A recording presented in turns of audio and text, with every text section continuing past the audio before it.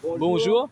Et bonjour à toutes les personnes aussi qui vont nous écouter sur la chaîne comme d'habitude. Nous sommes le samedi, nous sommes en mois de mai et nous continuons à faire des vidéos basées que sur Jésus parce que sur cette chaîne, nous parlons que de Jésus-Christ pour l'édification des frères et des sœurs, pour encourager les frères, pour fortifier et pour que les frères restent enracinés, pour demeurer dans la persévérance en Jésus-Christ parce que Jésus-Christ revient. L'Église sera enlevée, mais maintenant nous ne devons pas nous endormir, d'être toujours éveillés spirituellement.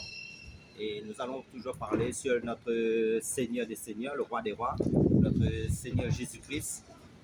Et, et avant de prier, avant de commencer, nous allons prier. Nous plaçons ce moment entre les mains du Seigneur. Seigneur, merci pour ton intelligence, merci pour ta sagesse, merci pour ton Saint-Esprit, merci pour l'œuvre de la croix que tu as tout accompli à la croix pour chacun de nous, Seigneur. Et pour toutes les frères et les sœurs qui nous écoutent, Seigneur, c'est toi qui as payé le prix fort, Seigneur. Et c'est toi qui nous as rendu par ta grâce bénéficiaire de tout cet héritage en toi, Seigneur Jésus-Christ, pour que nous persévérons, pour que nous demeurons en ton Fils Jésus-Christ jusqu'à la fin. Je te rends grâce, je te bénis, Papa, dans le nom puissant du Seigneur Jésus-Christ. voilà, frère Serge, tu parles un peu de l'île de la Réunion. Est-ce qu'il y a beaucoup de chrétiens à l'île de la Réunion? Oui, il y a pas mal de religions aussi. Il y a des faux dieux, des fausses divinités, mais il y a beaucoup de chrétiens aussi qui sont dans différentes étiquettes d'église à La Réunion, que ce soit dans l'évangélique, que ce soit dans la mission Salut Guérison, que ce soit dans les églises pentecôtistes, que ce soit même dans les styles de maison. Et dans leur maison, il y a certains qui sont dans leur maison. Il y en a aussi qui sont témoins de Jéhovah, mais il y en a aussi, comme vous voyez, il y a beaucoup de, d'étiquettes dénominationnelles en fin de compte. D'accord, juste pour poser la question, les vrais chrétiens authentiques, où on peut le trouver? En fin de compte, le Seigneur dit, je bâtirai mon église et les portes du séjour des morts ne prétendront point contre elle. C'est le Seigneur tout seul qui bâtit son église et le Seigneur sait qui lui appartient, vraiment, parce que c'est Jésus qui bâtit son église. Mais maintenant, comme il y a des chrétiens religieux et des chrétiens aussi qui sont amoureux de la parole, mais le Seigneur, qu'est-ce qu'il regarde? Les personnes qui ont ses commandements dans leur cœur, ça veut dire quoi? La parole pure, la parole authentique du Seigneur Jésus-Christ dans leur cœur, parce que le Seigneur dans Jean 14, 21 nous dit, celui qui m'aime, c'est celui qui garde mes commandements. Les personnes qui vraiment sont des amoureux du Seigneur dans sa vérité. C'est ça que le Seigneur recherche. Si je me pose la question aussi, la dîme, est-ce qu'elle est encore en actualité?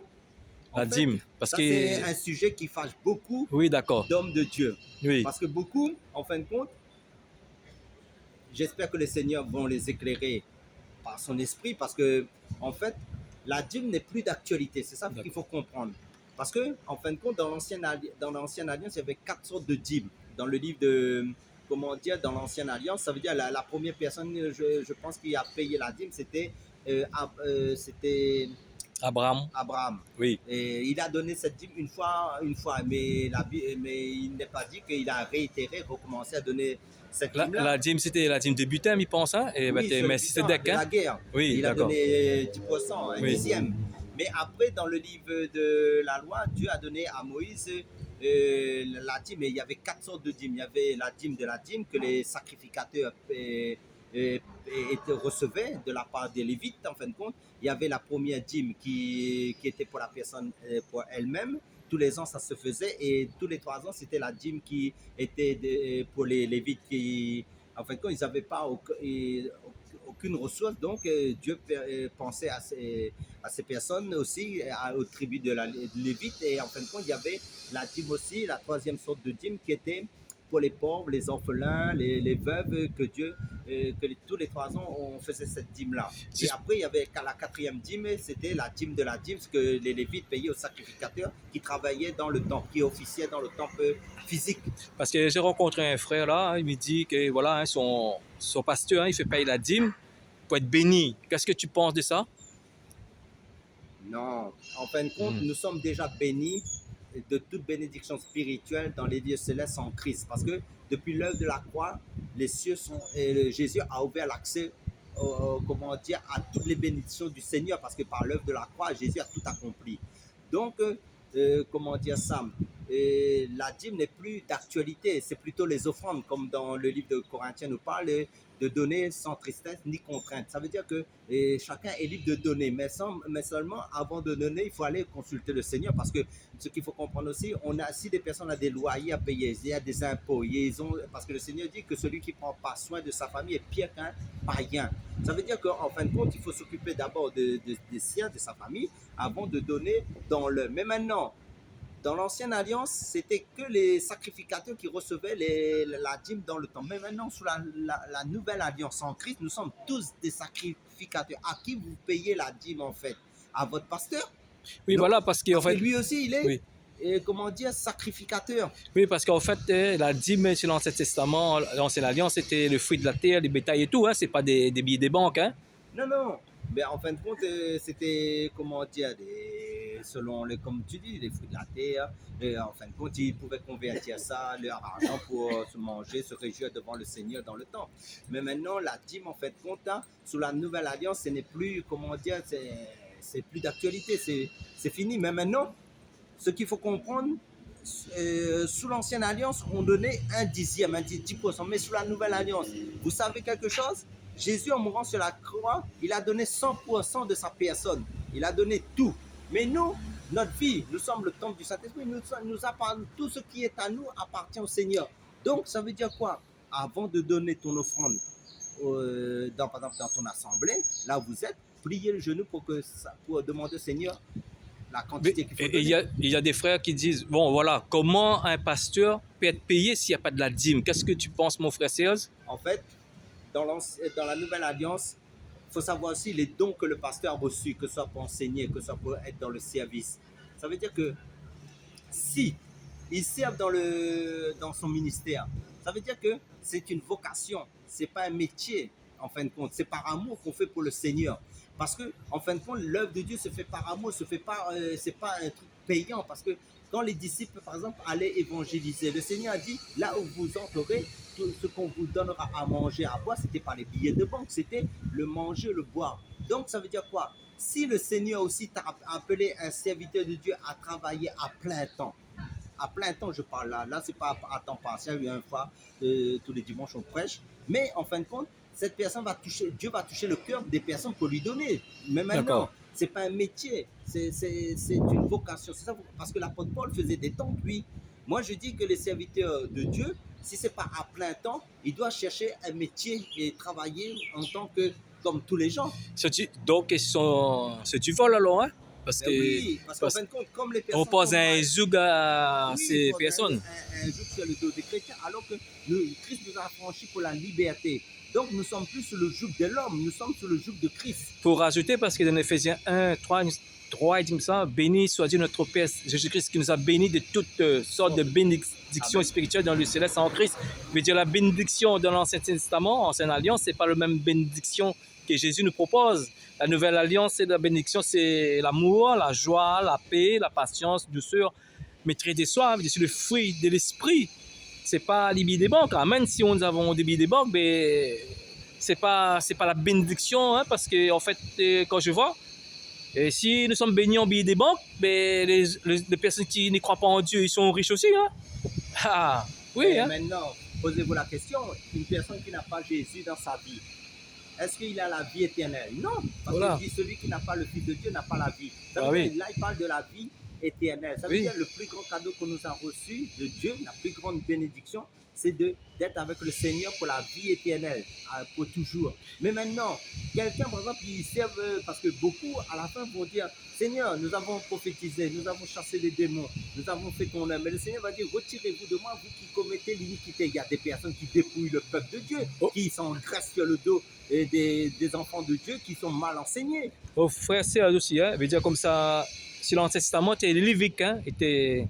Oui, la tribu de Lévi. Maintenant, nous ne sommes pas des Léviques, nous sommes sur... la nouvelle alliance en Christ, nous sommes tous des sacrificateurs parce que dans... Sur l'ordre de Melchisedec, je pense. Mais... parce que Christ, en fin de compte, ce qu'il faut comprendre, Christ, en mourant de la croix, il nous a donné une identité spirituelle. D'accord. Et nous sommes à la fois des sacrificateurs. Dans Apocalypse 1, verset 6, dit, nous sommes un royaume, un sacerdoce royal, un royaume de sacrificateurs, mais dans un Pierre, chapitre 2, verset 9, nous dit nous sommes un sacerdoce royal, nous sommes des rois pour les hommes et des reines pour les femmes en Christ. Mais nous sommes aussi des prophètes aussi qui ont la capacité de prophétiser la parole de Dieu. Voilà, parce que dans l'ancienne alliance, ça va être les Lévites qui ne payaient pas la dîme. Voilà, que nous sommes des prêtres, nous ne payons pas aussi la dîme. Oui, C'est la liberté. Paul est venu presser la libéralité, des Corinthiens 9, 7, nous pensons que chacun donne comme il a résolu en son cœur, sans tristesse ni contrainte, car Dieu aime celui qui donne votre joie. Mais Dieu nous donne votre contrainte, il n'est pas agréable à Dieu. Mais pense que ça, c'est ça, parce que le Seigneur, enfin, il veut donner que nous donnons avec joie, mais pas que nous donnons en contre-cœur. D'accord, d'accord. Je veux dire, de plein gré, avec amour, avec joie. Quel message tu donnes aux personnes qui payent la dîme encore? Qu'est-ce que tu peux dire pour les personnes qui sont dans l'ignorance et qui ne sont pas éclairées? En fin de compte, moi, j'amène pas la condamnation sur eux, moi. C'est seulement le Seigneur qui va les éclairer. Mais maintenant, sous la nouvelle alliance, certains donnent 10%, mais on peut donner 20%, même plus si on a les moyens. Oui. Par exemple, on peut donner même 50%. Imagine, on a 1 million. Mais est-ce que le Seigneur te dit de donner la moitié de 1 million et avec ça tu peux vivre? Mais maintenant, là on verra vraiment si par exemple si tu as beaucoup, tu peux donner beaucoup aussi, plus que 90% et 10% tu peux vivre. Ça veut dire que Dieu, en fin de compte, de nos jours, Dieu regarde le cœur. Dieu ne regarde pas, parce que, je donne un exemple, on peut donner, comme le Seigneur nous dit, tu peux donner ton corps à la science. Tu peux faire des aumônes autant que tu veux. Mais si tu n'as pas l'amour c'est quoi? C'est Jésus. L'amour c'est quoi? En fin de compte, l'amour c'est le Christ. Mais si Christ a fait les choses en fin de compte par amour pour nous à la croix. Il a versé son sang. Mais maintenant, si nous croyons que nous faisons les choses parce que nous sommes obligés de faire les choses, parce que le pasteur par exemple, nous dit de donner 10%, alors que c'est le pasteur. Mais le Seigneur, qu'est-ce qu'il t'a dit lui? Si tu es né de nouveau, si tu as l'esprit de Christ. Donc, si tu as l'esprit de Christ, si tu as, son esprit en toi, mais Dieu dit, mes brebis entendent ma voix. Donc, si tu dois consulter le Seigneur pour demander au Seigneur combien il faut donner. Parce que je pense aussi dans Galates 3, verset 10, tout ce qui s'attache aux œuvres de la loi sont sous la malédiction. Oui. Si on paye la dîme, on doit se circoncire. On doit faire cette fête de l'Éternel. On doit se rendre à Jérusalem parce que la dîme fait partie de la loi. En fin de compte, si on fait toutes ces choses-là, on annule l'œuvre de la croix. Ça veut dire qu'on revient sous le joug de la loi, sous la condamnation. Donc le but est que Christ nous a affranchis pour la liberté. C'est comme si Dieu nous a ouvert nos cachots. Nous voulons rentrer dans nos cachots, dans nos prisons et en fin de compte refuser. Parce qu'en fin de compte, la croix en fin de compte nous a affranchis. Nous a libérés de toutes ces jougs-là. D'accord, frère Serge. Ça veut dire quoi? Ça veut dire que voilà, si quelqu'un écoute ce message, ça veut dire que voilà, il est éclairé maintenant parce que Dieu, il ne tient pas le temps de l'ignorance. Parce que en fait, quand tu connais pas le message, maintenant tu connais, si tu continues à payer ta dîme, tu n'es pas béni. Parce que regarde les hommes sur cette terre riches de billets de banque, ils sont pas Dieu, mais ils sont riches. Mais ce que Dieu nous donne, sa bénédiction, la plus grande bénédiction que Dieu peut donner à un homme, c'est avoir son esprit. Et je rajoute aussi qu'aucun homme, aucun être humain sur cette terre est capable de chasser un démon sans avoir l'esprit de Jésus. Il est impossible. C'est ça la bénédiction de Dieu, avoir son esprit et être sauvé. Oui. Quand nous avons l'esprit de Jésus en nous, c'est cet esprit qui nous donne la capacité de mettre notre vie en règle. C'est cet esprit qui nous donne le dégoût du péché. C'est l'esprit de Dieu, de Jésus. C'est lui qui est Dieu. Voilà l'esprit de Jésus. C'est ça la bénédiction, frère Serge. Oui, parce qu'en fin de compte, tout ce qui est matériel, c'est ça qu'il faut comprendre.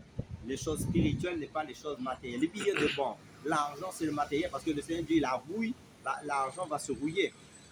Mais qu'est-ce qui nous importe? C'est la vérité, c'est la parole de Dieu, c'est son esprit. Parce que toutes les choses éternelles, ne périra jamais, qui concerne la parole de Dieu. Si tu as reçu l'Esprit de Dieu, si tu as reçu la vie éternelle qui est par l'Esprit de Dieu, parce que ça veut dire que celui qui a Christ, en fin de compte, il a la vie éternelle. Son nom est inscrit dans le livre de vie. Donc, il a la plus grande bénédiction. Ça veut dire qu'il est immortel. C'est ça qu'il faut comprendre. Mais maintenant, les personnes qui nous amènent sous le joug, un évangile terrestre, un évangile matérialiste, un évangile qui nous attache à la terre, ça veut dire que ça n'a aucun rapport avec le royaume de Dieu. Donc, tout ce qui est parce qu'en fin de compte, les gens aussi sont dans la cupidité, parce qu'en fin de compte, il y a beaucoup aussi qui aiment tellement l'argent. Il y a des personnes dites serviteurs de Dieu qui veulent, comment dire, qui travaillent pour leur vente. C'est ça que je veux dire, qui s'enrichissent sur le compte des chrétiens mal enseignés. Il y a des chrétiens, en fin de compte, qui sont carrément dans, comment dire, dans l'ignorance de la parole de Dieu. Donc, en fin de compte, ces personnes-là sont tondues comme des brebis, on les traite comme des vaches à lait. Juste pour dire aussi, il faut dire qu'il y a des vrais pasteurs qui ne font pas toujours la dîme, mais ils sont dans l'ignorance. Oui, quand l'éclairage vient, ils abandonnent. Hein. Ça, c'est de vrais pasteurs. Parce que, en fin de compte, ce que je veux dire aussi, c'est le Seigneur simplement qui ouvre les yeux du cœur, qui donne l'éclairage par rapport à sa parole. Si les personnes sont vraiment sincères, si ces personnes-là aussi cherchent le Seigneur sincèrement dans leur cœur, et ils ne veulent pas en profiter sur le peuple pour s'enrichir dans la cupidité de l'argent. On voit tous un petit mot sur la Samaritaine. Hein. Qu'est-ce que tu peux parler sur la Samaritaine? Hein? En fin de compte, la Samaritaine, c'était dans Jean chapitre 4, c'était la femme qui avait plusieurs maris, mais en fin de compte, le dernier n'était même pas son mari. Jésus a fait la rencontre avec elle plutôt. Mais en fin de compte, comme elle faisait partie de la Samarie, en fin de compte, elle fait la rencontre avec Jésus. Jésus décrit sa vie de pécheresse, en fin de compte. Mais là, elle venait à midi prendre l'eau. Mais là, c'est là que le Seigneur aussi, à côté du puits qui était, fait la rencontre avec elle et lui dit, et elle pose la question, elle dit comme ça, il faut adorer le Seigneur, mais le Seigneur dit aussi, Dieu recherche vos adorateurs qui l'adorent en esprit, en vérité. Ça veut dire les Samaritains, c'était des idolâtres, c'était des gens qui sortaient de Babylone. En fin de compte, dans l'époque où le peuple Israël a été déporté à Babylone, et la Samarie, c'était des gens d'origine babylonienne qui est venue repeupler dans le temps d'avant la Samarie. Mais en fin de compte, ce qui fait comprendre aussi, Jésus, à un moment donné, la femme, il dit à Jésus, Jésus lui demande de l'eau à boire. Mais la femme dit, quel rapport y a-t-il entre les Samaritains et les Juifs? Parce que Jésus était d'origine juive et là, elle discute avec la femme. Mais Jésus la faisait comprendre qu'en fin de compte, il n'y a plus de barrière.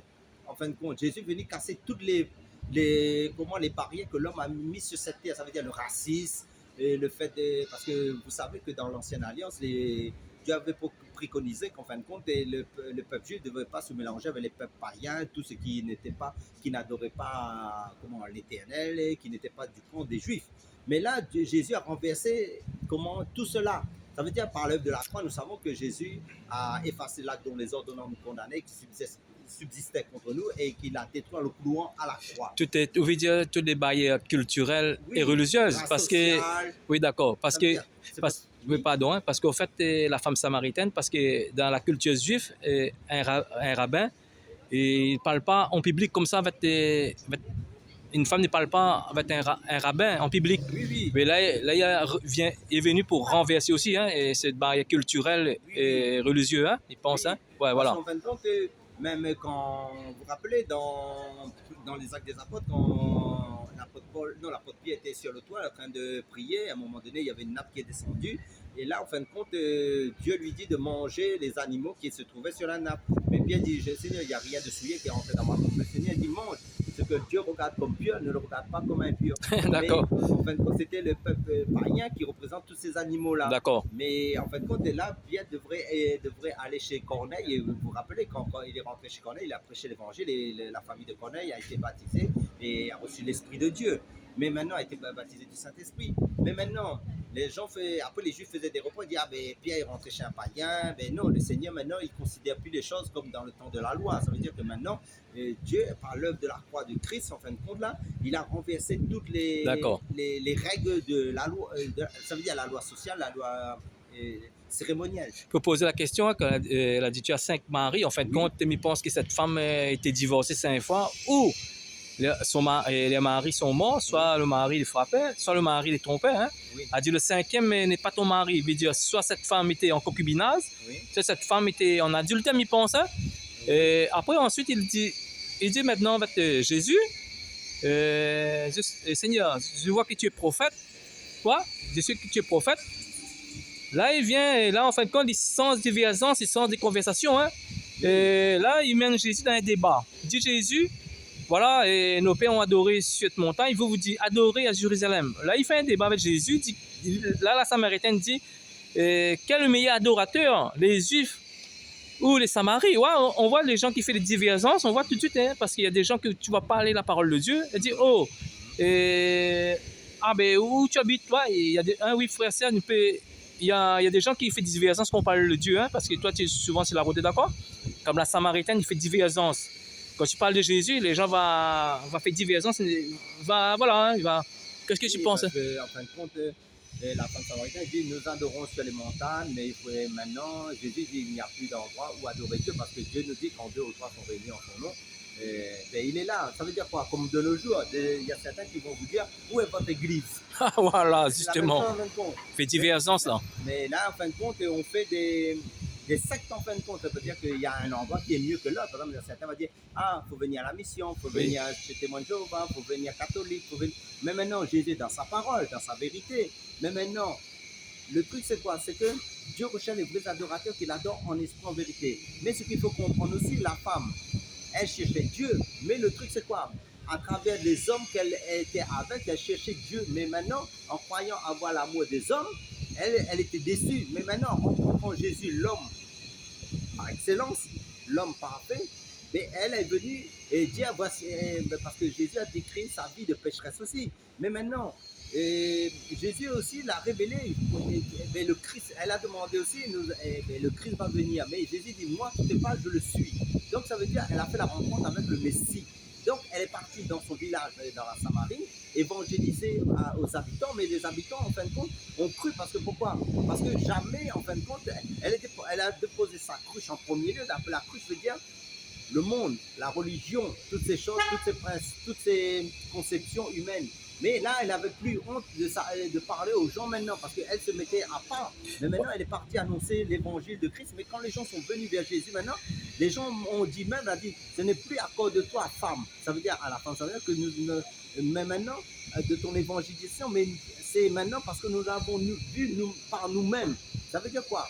Quand on nous annonce l'évangile de Christ, il faut que les personnes aussi vaillent vers le Seigneur et ne suivent pas l'homme, comme beaucoup viennent dans les églises, mais c'est mon pasteur, son idolâtre. Il faut adorer le Seigneur. C'est pour ça que le Seigneur recherche les vrais adorateurs qui l'adorent en esprit, en vérité. Ça veut dire que ne pas suivre l'homme, mais suivre le Seigneur. Mais là, Jésus, en fait, quand Jésus dit dans l'esprit en vérité, en fait, quand là, il vient pour changer dans cet testament, la loi. En fait, compte maintenant, c'est le plus bâtiment maintenant, c'est pas le oui. Corps, hein, le corps. Nous sommes le temple du Saint-Esprit. Oui, dans 1 Corinthiens chapitre 3, 16 nous dit ça, et dans 1 Corinthiens chapitre 6, verset 19, il dit ne savez-vous pas que vous êtes le temple du Saint-Esprit, que l'Esprit de Dieu habite en vous? Ça veut dire que Jésus est venu réformer voilà. Tout. Ça veut dire que la réforme, c'est Christ. Oui. Ça veut dire la vraie réforme. Ça veut dire la loi, ce qu'il faut comprendre, la loi amène la condamnation. Ça veut dire dans la loi, il n'y a pas de la vie éternelle, en fin de compte, il n'y amène pas. Parce qu'il dit la loi était comme un pédagogue pour nous conduire à Christ. Ça veut dire qu'en Jésus, en venant, il a réformé, c'est lui la vision céleste, c'est lui comment le royaume, c'est lui qui est la justice de Dieu, il est le pain de vie, il est la pleine connaissance de Dieu, il est la révélation de Dieu, il est, comment dire ça, il est la vérité, il est le chemin, il n'y a pas d'autre chemin que Jésus-Christ qui mène au ciel, il est le grand souverain sacrificateur qui intercède dans le ciel pour nous, il est l'avocat, ça veut dire il est notre grand prêtre selon l'ordre de Melchisédek, c'est lui qui a payé le prix fort à la croix en versant son sang à la croix pour nous sauver. Donc ça veut dire il a tout changé. Et comme on dit la nouvelle alliance. Parce que je vois aussi Jésus, puis on avance, puis il transforme l'ancienne alliance en nouvelle alliance. Parce que si tu regardes le texte, la Samarie, hein, la Samaritaine, hein, en fait, quand il mène Jésus dans un débat, hein, qui est le meilleur adorateur, ou les Juifs, ou les Samaritains, en fait, hein, Jésus est en train de les préparer pour adorer Dieu. Parce qu'on ne peut pas adorer Dieu dans la souillure, dans l'impudicité, dans la fornication, parce que cette femme, la Samaritaine, était dans la souillure. Hein, et Sainte Marie, et aussi... il y avait 5 maris, ensuite le 6e n'était pas son mari, hein, vivait dans le désordre. Hein. Oui, là, tu es en train de le préparer pour adorer Dieu. Voilà, pour adorer Dieu, il faut dans l'esprit en vérité, mais dans la sainteté. Hein, d'accord, frère Serge? C'est pour ça que le Seigneur, en fin de compte, en réformant tout, il a passé par le sacrifice. Et l'agneau de Dieu qui ôte le péché du monde, c'est lui. Ça veut dire c'est lui qui a fait tout le travail à la croix. C'est pour ça que en annonçant Christ, en fin de compte, on annonce celui qui a fait tout le boulot, qui s'est sacrifié, qui a donné sa vie pour nous racheter de nos péchés, pour nous racheter des ténèbres, pour nous amener dans son admirable lumière, qui est Jésus-Christ même. Ouais, d'accord. Parce qu'au fait, quand cette femme a lâché la cruche, qu'elle est partie vers les gens de la ville, hein, Oui. les personnes qui fuyaient. Maintenant, il court vers les personnes qui fuyaient. Mais il y a un homme qui m'a dit tout. En fait, quand les prophètes qu'ils attendaient, hein, parce qu'ils regardaient ici dans la Torah, Moïse, hein, de Deutéronome 18, verset 18, ils attendaient ces prophètes. Elle dit, ces prophètes au milieu de nous. Voilà, veut dire une femme que Jésus a touché son cœur, hein, cette semence qu'il a mis de son cœur, c'est lui qui maintenant qui va s'aimer la semence dans le cœur des Samaritains. C'est incroyable, quoi. Oui, parce qu'en fin de compte, ce qui fait comprendre, Jésus, il est Dieu. D'accord. Donc, en faisant la rencontre avec Dieu, la femme s'est sentie maintenant ne plus être dans la condamnation. D'accord. Ça faut comprendre. Parce que elle se sentait jugée, condamnée par les hommes à cause de sa vie de pécheresse. Mais là, en rencontrant le Seigneur lui a décrit toute sa vie de péché, mais le Seigneur ne l'a pas condamnée. Le Seigneur, en fin de compte, lui a montré le chemin. Ça veut dire que c'est lui seul, le Messie, qui est la solution à sa vie. Mais donc, à ce moment, elle n'avait plus honte maintenant. Elle pouvait aller vers les gens comme nous. Avant, on était dans les ténèbres, on était dans toutes sortes de choses que Dieu n'aime pas. Mais maintenant, Jésus a payé le prix, nous avons accepté Jésus. Pourquoi nous pouvons évangéliser facilement aux gens et aller sur le terrain, leur parler? C'est comme la femme samaritaine, parce que nous ne sentons plus le poids de la condamnation sur notre vie, parce que Jésus nous a justifiés en versant son sang. Donc, personne ne peut nous condamner, parce qu'il dit qu'il n'y a plus de condamnation pour ceux qui sont en Christ. Parce que le diable nous accuse, mais devant le diable, Jésus, en fin de compte, nous présentons Christ. Donc, c'est plus nous qui vivons, comme Paul dit, c'est Christ qui vit en nous. Et l'eau vive, quand Jésus me dit, je vais te donner l'eau vive, qu'est-ce que tu penses de ce l'eau vive là? Mais en fin de compte, l'eau vive, c'est le Saint-Esprit. D'accord. Oui. Parce qu'il dit aussi, Jésus dit, de vos seins couleront des sources d'eau vive. Ça veut dire quoi? Ça veut dire que quand nous croyons, nous acceptons Jésus-Christ dans notre vie, en fin de compte, nous sommes baptisés du Saint-Esprit. Mais Jésus dit, quand le Saint-Esprit viendra, il vous conduira dans toute la vérité. Ça veut dire quoi? Sans le Saint-Esprit, nous ne pouvons pas adorer le Seigneur Jésus, parce que c'est pour ça que Jésus dit, Dieu le Père recherche vos adorateurs qu'il adore en esprit en vérité. Ça veut dire que Jésus est le Seigneur l'Esprit, Jésus est la vérité. Mais en croyant Jésus, Jésus nous transfère, nous baptise du Saint-Esprit. Mais après, le Seigneur, nous avons cette communion avec le Seigneur, mais nous remplit de sa vérité. Ça veut dire que nous cherchons à aller plus loin avec le Seigneur, nous grandissons spirituellement. Et après, il y a des sources de vie qui coulent dans nous. Ça veut dire quoi? Tous les aspects de Dieu, nous pouvons le faire connaître. Mais la Samaritaine n'a pas compris. Il croyait que c'est l'eau physique, en fait. Parce qu'il croyait que c'est Nicodème même. Parce qu'en fait, quand Jésus parlait toujours... Elle a saisi, parce que pourquoi? Parce que au début, quand elle était au puits, elle croyait que c'était un homme, un simple juif qui lui parlait. Oui. Ça veut dire qu'elle dit, et il dit à Jésus lui donne-moi de l'eau à boire. Mais la femme, il dit comme ça, quel rapport y a-t-il entre les Juifs et les Samaritains? Là, il croyait que Jésus était un homme banal, en fin de compte. Oui. Mais Jésus, au moment, il dit, femme, si tu connaissais le don de Dieu, ça veut dire le don de Dieu, c'est Christ même. Mais elle n'a pas compris tout de suite. Ça veut dire que maintenant, Jésus dit, il commence à décrire sa vie. Ça veut dire que Jésus commence à prophétiser, lui révéler sa vie en lui donnant des prophéties sur sa vie. Il dit, tu as 5 maris, celui-ci. Mais après, la femme dit, à un moment donné, là, elle ne prend plus Jésus comme un homme banal, il prend Jésus pour un prophète. Deuxième étape, la femme dit à Jésus, mais tu es un prophète. Mais après, elle a le dialogue avec Jésus. Mais Jésus l'amène plus haut encore. Et la femme, il dit comme ça que le Messie va venir, mais quand il viendra, il nous dira tout. Mais là, en fin de compte, Jésus, à un moment donné, lui dit, je le suis, moi qui te parle. Là, elle a saisi par la présence de Dieu comme Jésus. Je pense que cette femme avait Saint-Marie, hein? Veut dire comme ça, Saint-Marie. Quand tu as pied Saint-Marie, veut dire que tu es insulté dans ta ville, hein? Oui. Et ça veut dire que tu es blessé dans l'âme, hein? Oui. Et c'est une femme qui n'était pas épanouie, hein? Oui. En fait, quand... Elle était rejetée par les autres femmes aussi. Quand elle trouve l'homme, Jésus, oui. En fait, quand on voit quand il court vers les gens de la ville, hein? Oui. En fait, quand là, il reçoit tout de suite l'eau de vive, hein? L'eau vive, oui. Et la restauration, le pardon de ce péché. C'est ça. Et la restauration, on rencontre comment Jésus il transforme les vies. En faisant rencontre, ça veut dire quand une personne fait la rencontre avec le Seigneur, ça veut dire tout son fardeau s'en va.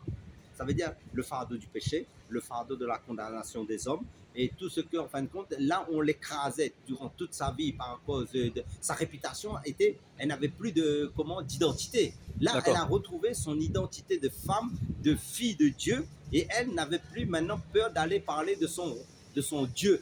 Et là, tu vois que là, Jésus utilise un pécheresse, hein, pour toucher les cas de ces personnes. On voit que Jésus utilise des personnes qui... Oui, c'est pour ça dans le livre de Corinthiens, Dieu n'a pas utilisé les gens qui dans les grandes écoles, Oui, des grandes écoles du monde, l'intelligence. Il a utilisé les choses viles, les personnes qu'on méprise, les personnes qu'on rejette de la société, même les pécheurs, quand Dieu l'a choisi, c'était des illettrés, des Paul, non, c'est les pires, les Jacques, c'était des pêcheurs de poissons, hein.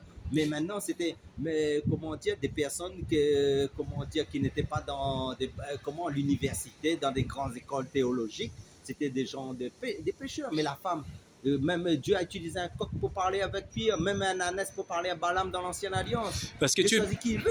tu penses quand ils regardent les disciples, ils disent regardez là-bas, il faut attendre 4 mois pour la moisson, regarde là, la moisson déjà pour la cueillette, veut dire que c'est pour la récolte. Oui. En fait, tout de suite, hein, et là, ils sont convertis, les gens du village ils sont convertis parce que le fait que la Samaritaine court vers les gens de la ville, on voit que la ville était en panique, ils bougeaient, hein, et ils lui disaient, voilà, qu'est-ce qu'il crie, il a dit, c'est la Samaritaine, hein, la prostituée, et l'adultère. Oui. On compte, hein, on injuriait cette femme-là, hein. On compte, cette femme qui a mené tous ces gens-là à Christ. On compte, hein, c'est incroyable. C'est Hein? normal parce qu'en fait, cette femme-là aussi était.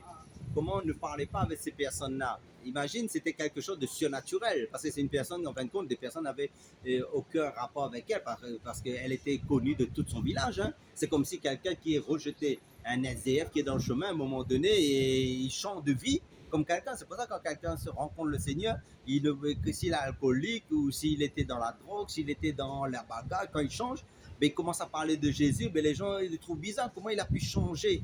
Mais la femme, on a vu son changement Oui. parce qu'elle ne communiquait pas avec ces gens-là, elle était rejetée. Mais là, elle n'avait pas peur. Ça veut dire que quelqu'un qui reçoit la force de Dieu, la présence de Dieu dans sa vie, ça veut dire que c'est une personne qui change de comportement, mais dans le fait de parler de son Dieu. Il a la fait- parole de parler de son Dieu. Et ensuite, Jésus a fait des jeux à la Samarie, hein? Oui, À Samarie, hein? Et on voit que dans la Samarie, on ne parle pas que Jésus a fait des miracles. En fin de compte, il y a des gens qui sont touchés par des miracles, il y a des personnes qui sont touchées par la parole, hein? oui. Et Jésus, Mais maintenant, Dieu l'a utilisé quelqu'un pour faire le travail. C'était la femme samaritaine que les D'accord. personnes n'attendaient pas qu'elle allait faire ce travail-là. Mais maintenant, les personnes qui ont passé 2 jours avec les Samaritains, qui ont passé 2 jours après l'évangélisation de cette femme, et il dit à la femme, ce n'est plus maintenant à quoi tu nous as évangélisé, mais C'est- nous-mêmes, on l'a vu de nos Oui. propres yeux. Ça veut dire maintenant, eux, ils ont expérimenté la présence de Dieu à travers Jésus, par rapport à ce que Jésus a communiqué avec lui. Maintenant, ils ont cru. Ça veut dire quoi? Ça veut dire que les personnes, on peut évangéliser, témoigner de Jésus aux autres personnes, mais les personnes maintenant, quand ils vont voir, ils auront cette communion avec le Seigneur, il dira que vraiment ton Dieu c'est le vrai. Voilà, hein, parce qu'en fait, quand la parole de Saint s'émence, hein, s'émence, Oui. comme ça, là, s'aimer, ben nous, par exemple, quand on évangélise, hein, et on va s'aimer aussi, hein. Oui, mais c'est le Seigneur qui fait croire. oui, voilà. Et là, c'est là les personnes disent, ah ben cette parole est véritable parce que à travers les tempêtes, les épreuves qui vont arriver dans leur vie, s'ils sont ancrés maintenant sur Jésus, ils verront que leurs maisons sont solides, sont bâties sur le roc. Pour terminer, on a un verset dans Corinthiens 3, verset 6, et il dit comme ça, j'ai planté, Apollo arrosé, mais Dieu a fait croître. Et le mot de la fin, frère Serge, pour terminer, c'est belle histoire. Le mot de la Pour fin, terminer, c'est la belle histoire de la Samaritaine, c'est une belle histoire. Hein? Pour faire comprendre, il ne faut jamais croire que quelqu'un est fini à cause de sa vie de péché. Dieu D'accord. peut le changer à tout moment. Dieu peut faire une belle rencontre avec cette personne-là. Et nous devons toujours aller sur le terrain d'évangélisation, comme la femme samaritaine, pour évangéliser, témoigner de notre foi du Seigneur Jésus aux âmes, Merci. pour que les âmes soient sauvées. Merci. Amen, alléluia. Amen. Soyez